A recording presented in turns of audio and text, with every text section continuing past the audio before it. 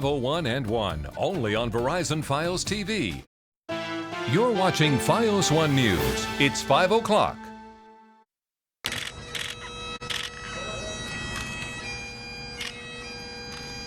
Tonight on Fios One News Now, remembering a hero. Loved ones gathered to say their final goodbyes to firefighter William Tolley. Save our teachers! Save our teachers! Students trading the classroom for the streets. Why they're protesting. And the hits keep on coming. Why, as the weather warms up, the delays on the rails are just going to get a whole lot worse. Plus, a surprising discovery inside this house. What has neighbors talking in this quiet suburban neighborhood? Fios One News Now. Good evening and welcome to Fios One News Now. I'm Mike Gilliam. And I'm Vanessa Tyler. Thank you for joining us tonight. We will get to the day's top stories in just a moment, but first, we're going to get a check of the forecast. Yeah, meteorologist Joe Reyes over in the Fios One Weather Center. And Joe, are we getting the clouds out of here now? Big warm-up, Mike and Vanessa. Over the next couple of days, temperatures are going to be anywhere from 5 to 15 degrees warmer tomorrow as opposed to today. Satellite radar composite, a lot of clouds, some dim sun from time to time, and you may need the umbrella if you're out late tonight after midnight because there is a risk of a couple of showers and maybe a rumble or two of thunder. Here's your forecast for tomorrow. Look at these temperatures, folks. 79 in Pearl River, 81 for Stormville, mainly sunny skies on Long Island, 65 for Montauk, but 80 in Port Washington, and look at New Jersey, 81 Belmar, 82 Somerville, 83 in Jersey City. Just a big warm-up. We'll have full details coming up a bit later.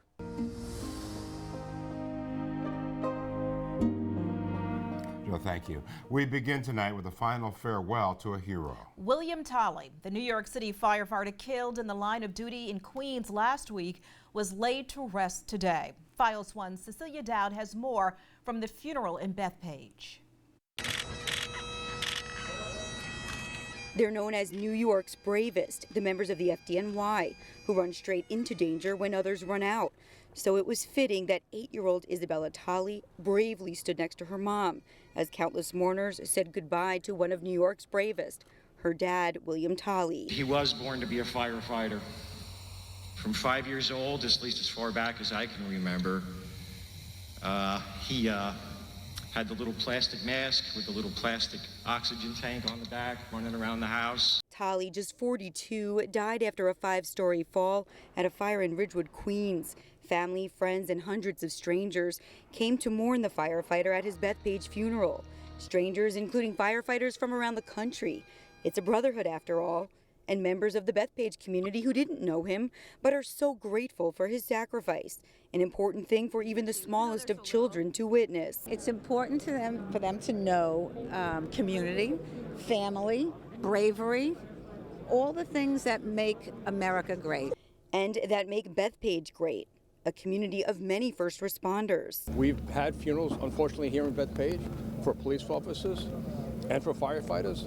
And no matter what it is, the community turns out, throws up ribbons to show support, and those ribbons will linger there for a while. So he's not forgotten, and he will never be forgotten by this community or by the fire service anywhere. Bethpage residents who didn't know Tolley personally have all pointed out the wonderful sense of community here. And notably, last week when I covered Tolley's death, I was in his Glendale neighborhood in Queens where he worked as a firefighter. And it was the same thing. Members of the community where he worked were coming to his firehouse, people who'd never met him, to thank him for his service. Reporting from Bethpage, Cecilia Dowd, Fios One News. Now to more commuter delays for train riders across our area. Yeah, and it's just going to get worse as we head into the summer months. Let's get the latest now, live from Fios One's Enzo Domingo. He's in Secaucus. Enzo. Well, Mike and Vanessa, as you know, commuters haven't had it easy for the past few weeks. They've been dealing with derailments and power issues, among other things. But it looks like they'll have to deal with a few more headaches just a little while longer. It's been a while since most commuters could say they've had a smooth trip to and from work. They've been dealt with a multitude of issues within the past few weeks, which all adds on more time to their daily commutes. In a conference call earlier today, Amtrak CEO Wick Moorman announced that his company will be making repairs to aging tracks at Penn Station, meaning potentially more headaches ahead. Is at a point where it just needs to be renewed rather than us trying to continue to repair and stretch the renewal process out over a longer period of time. Amtrak's plan speeds up an already active infrastructure renewal program, which was originally meant to take 2 to 3 years. The majority of the work is now slated for this summer, mainly on weekends, with possible spillover into September. I think at this point, there's nothing that you can't throw at us that we haven't been through already. Some other commuters share this sentiment that at this point, there's nothing much else they can do. I think it's something that you have to deal with because there's no going around it. Since there are already problems and you just have to fix it. So I think it's something that is going to be a big sacrifice on all the commuter community, basically. CEO Wick Moorman says that customers won't be seeing repair crews immediately, however. This is not something where, we're announcing today that we're starting work Monday. We're just trying to get out there and let people know that there's a process that's underway, and the process leads to significant improvements in a number of ways across Penn Station. Now here we are back at the Secaucus Junction just a little bit before the evening rush. Now, no word yet from Amtrak on the direct impact to commuters, let alone the costs. And Moorman does say that they will be meeting with agencies like NJ Transit to discuss those points, along with a date to begin those repairs. We're reporting live in Secaucus. This is Enzo Domingo, FiOS 1 News. And at the State House in Trenton, New Jersey's Budget and Appropriations Committee heard from NJ Transit's executive director. FiOS 1's Charles Watson was there. He has more. This afternoon, NJ Transit's executive director Stephen Santoro sat before the Senate Budget and Appropriations Committee to answer questions as it continued its review of Governor Chris Christie's proposed budget for the 2018 fiscal year. The big question on the mind of many was how NJ Transit will operate moving forward now that Amtrak has decided to speed up improvement projects at New York Penn Station. The plan wasn't entirely clear. We need to assess what that impact, how that plan is going to impact our customers, and not just certainly our customers, but also the economic vitality of certainly northern New Jersey and all of New Jersey. However, what was clear was NJ Transit's want for more say in their relationship with Amtrak. Officials say the agency's annual capital investments to Amtrak have doubled over the years from $100 million to $200 million. Now, it would like a greater voice in operational matters. That means more of a say on how Amtrak prioritizes and spends our capital money than on what projects and when. More of a say on how trains are dispatched, so transit customers don't have to sit while Amtrak trains go in and out of Manhattan first. And more of a say on how Penn Station, New York, operates. Santoro said he expects the agency will have to speed up work at Hoboken Terminal to offset Amtrak's repair schedule. NJ Transit says they expect most of the tracks at Hoboken to be open by this summer. Aside from that, NJ Transit says it will devote resources to upgrading its aging bus fleet and adding 360-degree cameras to them. Amtrak officials are expected to appear here at the State House Friday. In Trenton, Charles Watson, FiOS 1 News. Meanwhile, a plan to expand the Long Island Railroad may cause headaches for train drivers for several years. But project officials say it will be worth it in the long run. LIRR Executive Vice President Elisa Pica spoke about the project today in Old Westbury. There'll be inconveniences as we build it out, but we're trying to, keep those to a minimum, and we're trying to, our goal will be to communicate as we have during the planning process, so that people are always aware and can make their plans around what the train schedule is going to be. Project officials say there will be outages for weekend and off-peak trains during the 4-year construction period. But they say peak period service will not be interrupted. The third rail is part of the $2 billion LIRR expansion project. It's still unknown when construction of the third rail will begin. Now to developing news out of Long Island. The jury in the case of the Suffolk County foster father, Cesar Gonzalez Mugaburu, is still deliberating tonight in Riverhead. Mugaburu is accused of sexually abusing several of his foster children. This afternoon, the prosecutor tells us the jury came back to the judge and said that they could not come to a unanimous decision. The judge told them to keep deliberating, and that's what they're still doing at this hour. We have a crew in Riverhead, and we'll bring you the verdict as soon as it becomes available. Cops making a shocking discovery in one Westchester neighborhood. Police arresting 38-year-old Leighton McTavish after they found 17 marijuana plants inside his home on Ridge Road in Hartsdale. In addition to the pot plants, Greenburgh police say they also found the stuff all packaged and ready to be sold, along with harvesting equipment. One neighbor we spoke with says McTavish and his family moved in about a year ago. If convicted, McTavish faces between 1 and 2.5 years in prison. The Kentucky doctor who was infamously dragged off of a United flight earlier this month has reached a settlement with the airline for an undisclosed amount. Cell phone video showed Dr. David Dow being dragged by airport police sparked widespread public outrage. Dow had refused to give up his seat to crew members on a flight that had been overbooked. Dow's lawyer says his client suffered a broken nose and a concussion after his encounter with police.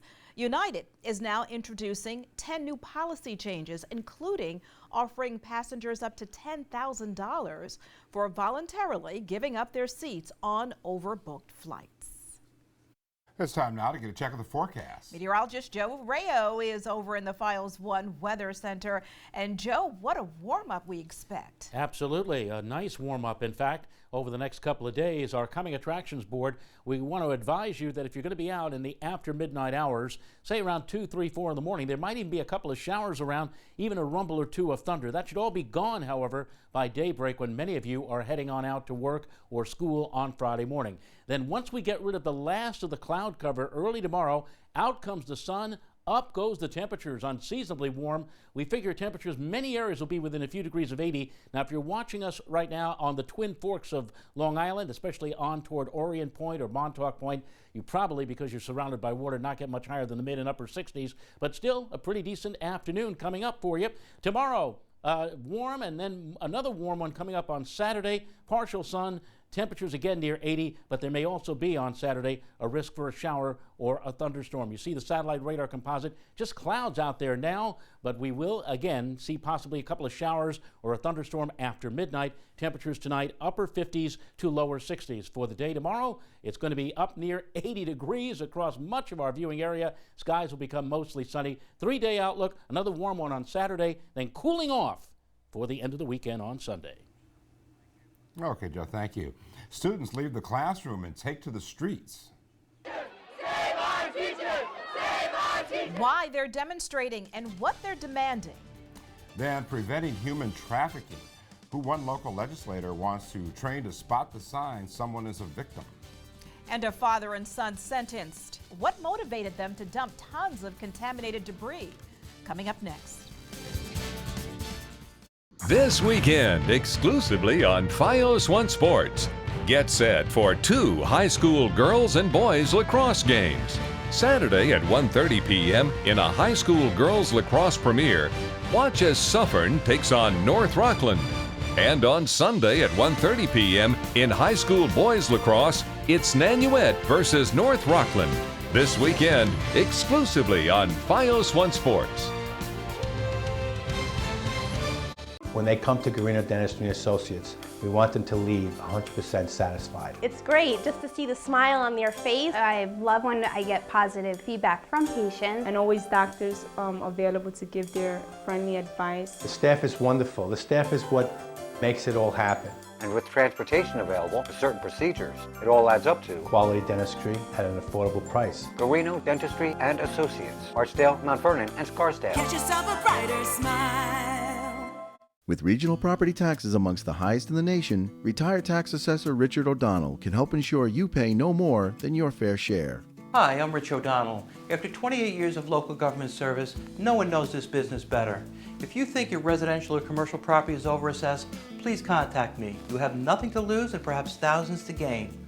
There are many property tax consultants, but who better than a retired tax assessor? Call 914-779-4444 or visit retiredassessor.com. If you're battling addiction, it's not easy to ask for help. It's hard to admit you really need it. Call and end addiction. Call and connect with representatives from a treatment center or rehab facility. Some insurance plans help pay for the cost of treatment. Be sure to check your policy or call your agent to see if you're covered. The first step to ending addiction starts with one private and no obligation call. there are things you still need to do. The first thing is to call and end addiction. 1-800-214-6391. Teacher layoffs in one school district caused a massive demonstration and walkout by students today. Fox 1's Raven Santana has more from Bayonne. Hundreds of Bayonne High School students staged a mass walkout this morning to protest the layoffs of more than 250 non-tenured teachers approved by the Board of Education last night in an attempt to solve the district's budget crisis. I further my education that I value and every other student that they value where our teachers are cut. And I found out yesterday at 12 o'clock, which is not necessary.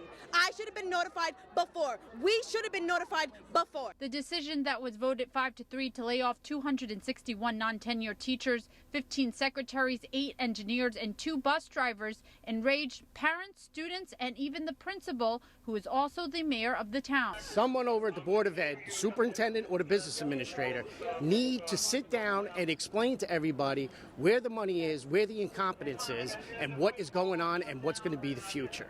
That we have taxpayers are paying. It's absolutely a shame that they're doing this right now to all the teachers, and it leaves everybody unstable. It leaves our kids not knowing what they're going to be doing. The board's previous budget resulted in 85 layoffs earlier this year, but that budget was rejected by the state, and the board says it has no other options. I spoke with Board of Education President Joseph Broderick by phone, who explained why he voted in favor of the layoffs. We just weren't bringing any money in for the last 10 years.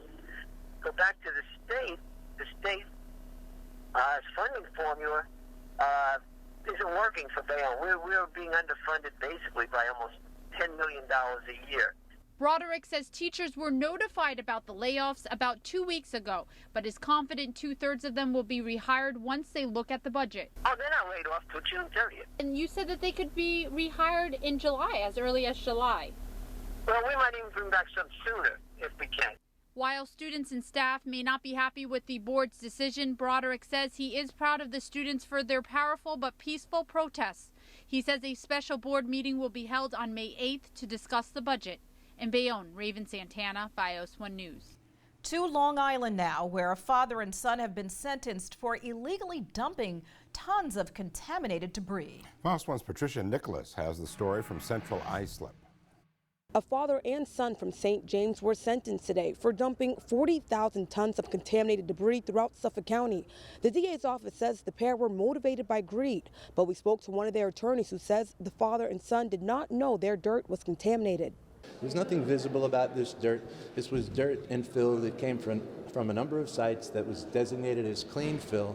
There's no legal obligation for truck drivers to do chemical testing of the contents of dirt in the back of dump trucks. Today, 42-year-old Thomas Daytree Jr. was sentenced to 1 year in jail. His father was sentenced to 6 months in jail, mandatory of 30 days served, and 5 months community service for dumping 40,000 tons of contaminated construction debris in 4 locations in Suffolk County. He did know that this was construction and demolition material from New York City.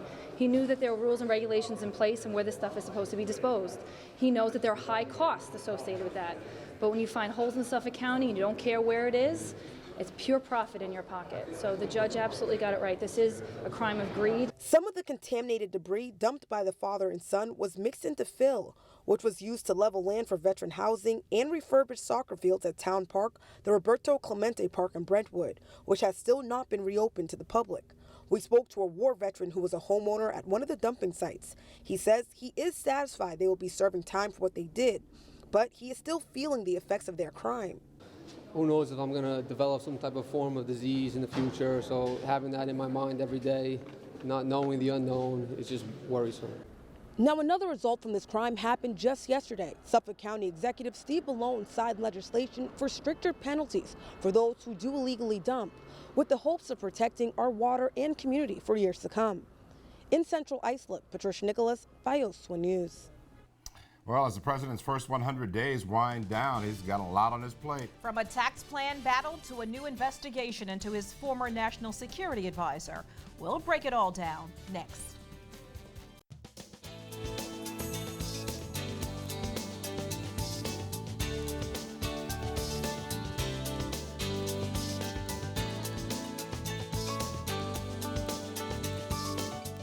Pepe Cadillac is thrilled to announce the Spring's Best event going on now. Come see these new vehicles in the Cadillac lineup. The 2017 XT5 crossover. Versatility reinvented, designed to accommodate your needs while expressing your distinctive sense of style.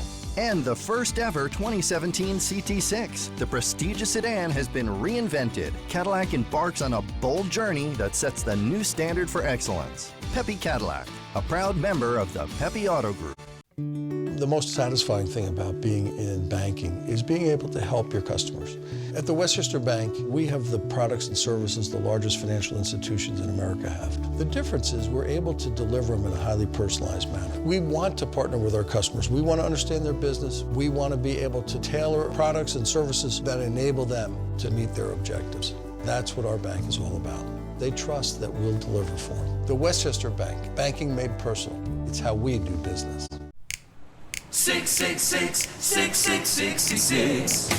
Remember 6. Going to the airport. Remember 6. Riding around town. Call Carmel. Shopping or a movie. Remember 6. The best ride in town. For wherever you want to go. Carmel is a number to know. Ride Carmel and be on time. Worldwide and nationwide. 666 6666. Remember 6. Hi, I'm Dr. Bruce Pinker. Are you suffering from a bunion deformity? It's an abnormal enlargement of the great toe joint that can prevent you from walking and wearing shoes. With our modern techniques, Progressive Foot Care has successfully corrected thousands of bunions virtually pain-free.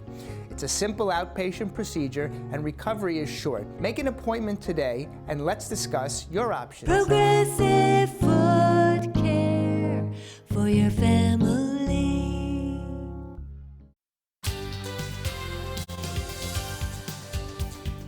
It's time now for your Weather on the Ones forecast with meteorologist Joe Rayo. Hey, Joe, when will the gray skies clear up? Yeah, well, the gray skies will probably begin clearing up first thing after sunrise tomorrow. A lot of cloud cover out there today, and that kind of held the temperatures down, but some spots that had a little bit of sunshine this afternoon did manage to get well up into the 60s to around 70. We're going to improve big time on that for tomorrow. Speaking of temperatures, these are the readings as of right now. 56 in Montauk. You expect it to be cool out there because they're literally surrounded by water. But as you go further to the west and inland, you find temperatures in the 60s, upper 60s, 67 at Glen Cove. Across New Jersey, Sussex got to 70, 68 over at Morristown, 72 at Somerville, 75 in Trenton. Cooler along the Jersey Shore. Lower Hudson Valley mostly in the mid to upper 60s. Okay, here we go. Here's the forecast. 57 to 62 overnight. Showers are possible, but not until after midnight. Say around 2, 3 in the morning if they do develop at all. Maybe even a rumble or two of thunder. Tomorrow, check this out. 76 to 83 from much of our viewing area. Mostly sunny skies or becoming mostly sunny. And need I say, it will be unseasonably warm. Keep in mind, it's still April. We'll be into May by Monday. Warm for Saturday, too, although there might be a shower or thunderstorm here and there. Then a big cool down for Sunday, back into the mid-60s. And looking ahead to next week, maybe a shower on Monday, otherwise clouds and sun, 74. A nice Tuesday. The next chance for any real significant precipitation might not come our way until a week from now. On next Thursday, rain arriving during the day and temperatures in the 60s. Back to you. All right, Joe, thanks. Well, President Trump and Congress are trying to avoid a government shutdown as both sides fight over funding and health care. Yeah, this as a new investigation begins into the president's national security advisor. Fast One's Carla Bagurena has the latest.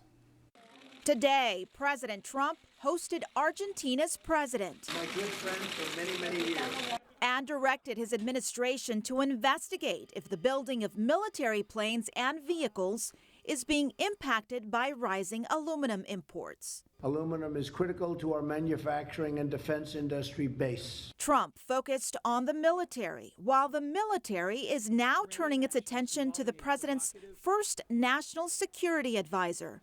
The Defense Department Inspector General opened a new investigation into retired Lieutenant General Michael Flynn, whom Democrats say was warned in 2014 to get approval before taking foreign money. The Pentagon's warning to General Flynn was bold, italicized, and could not have been clearer. The Trump White House dealing with the Flynn fallout by pointing the finger. His clearance was last reissued by the Obama administration in 2016 with full knowledge of his activities that occurred in 2015. The president also waiting to sign a one-week extension Friday to keep the government open. The reason this government funding bill is not ready is because Democrats have been dragging their feet. Both sides already preparing for the next fight, the new GOP health care bill and the president's tax reform plan. His tax outline is a wish list for billionaires.